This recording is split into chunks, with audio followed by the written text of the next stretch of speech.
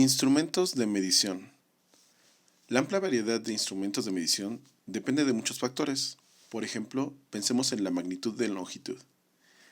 ¿A qué objetos o fenómenos se les puede medir la longitud? Un lápiz, un salón, una ciudad, un país, entre otros.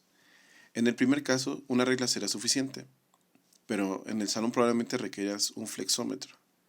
Pero ¿cómo medirías la longitud de un país o una ciudad?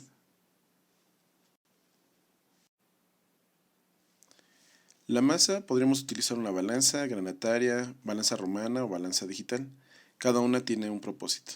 En la longitud, lo mencionábamos, una cinta métrica, una regla graduada, un vernier. El tiempo con un cronómetro, un reloj, tal vez un celular. El volumen, una pipeta, una probeta, podrían ser útiles.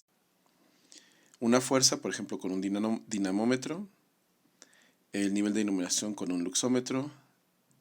La resistencia eléctrica con un multímetro o un ómetro. Y los niveles de presión sonora podrían ser con un sonómetro. Todas las mediciones tienen asociada una incertidumbre. Puede deberse a los siguientes factores: la naturaleza de la magnitud, el instrumento de medición, el observador y las condiciones externas. Por lo tanto, podemos caer en errores de medición. Existen estos errores. Errores circunstanciales o aleatorios resultan de factores inciertos y causan las medidas sucesivas obtenidas se dispersan aleatoriamente alrededor de la medida real. Los errores sistemáticos se presentan de manera regular o constante en todas las lecturas de cantidad física determinada y que siempre son mayores o menores que la medida real. Por ejemplo, en la tortillería, los kilos no son de kilo, ¿no? Hay un error sistemático. La exactitud se refiere a la proximidad entre el valor medido y el valor verdadero del objeto. Así pues, una medición es más exacta cuando más pequeño es el error de medida.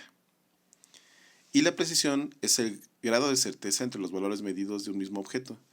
En mediciones repetidas y condiciones específicas suele expresarse numéricamente mediante medidas de dispersión tales como la desviación estándar o la varianza.